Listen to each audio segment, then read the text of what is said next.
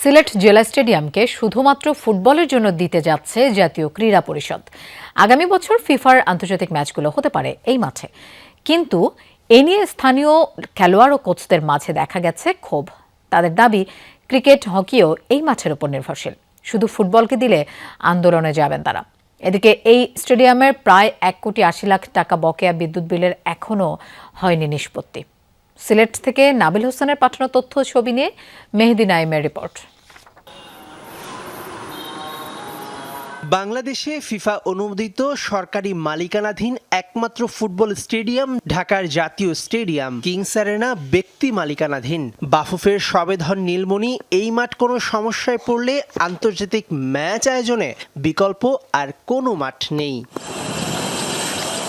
হামজা শমিদদের কল্যাণে ফুটবলের যে গণজোয়ার ফিরেছে সেটার বিকেন্দ্রীকরণ করতে রাজধানীর বাইরে সিলেট স্টেডিয়াম হতে যাচ্ছে বাংলাদেশে ফিফা অনুমোদিত আরেকটা স্টেডিয়াম। কিন্তু এ নিয়ে কি বলছে স্থানীয় কোচ ও খেলোয়াড়রা?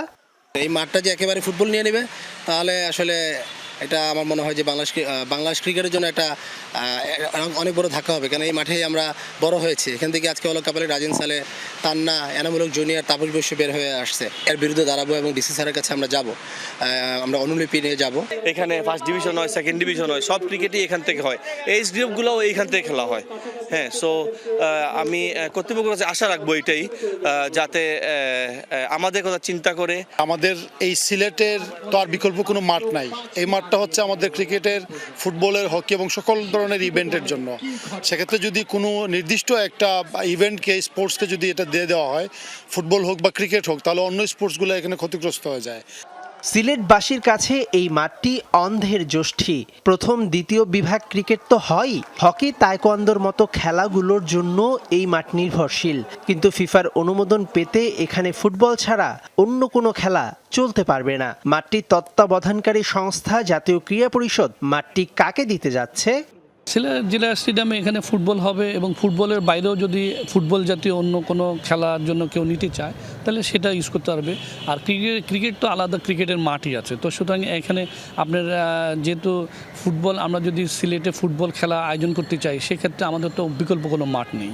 সুতরাং ওই মাঠ আপনার ক্রিকেটকে দেওয়ার আমার মনে হয় সুযোগ নেই। এই মাঠের বিদ্যুৎ বিল বকেয়া প্রায় 1,80,00,000 টাকা। এই টাকার নিষ্পত্তি এখনও করেনি বাফুফে।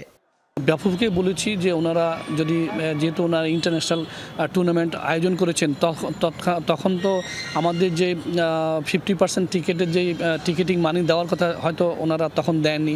ওনারা যদি কিছু কন্ট্রিবিউট করেন তাহলে আমাদের জন্য আরও সুবিধা হবে। তা বাকি টাকাটা আমার অর্থমন্ত্রী থেকে এনে আমরা পরিশোধের একটা উদ্যোগ গ্রহণ করব। বিকল্প মাঠের ব্যবস্থা না করে সিলেট জেলা স্টেডিয়ামকে শুধু ফুটবলকে দিলে ক্ষোভের সৃষ্টি হতে পারে। চট্টগ্রামে একটি মাঠ বাফুফকে 25 বছরের জন্য দেবার প্রজ্ঞাপন দেবার পরও ঠিক এই একই কারণে ফিরিয়ে নেওয়া হয়েছে। মেহেদি নাইম, যমুনা স্পোর্টস।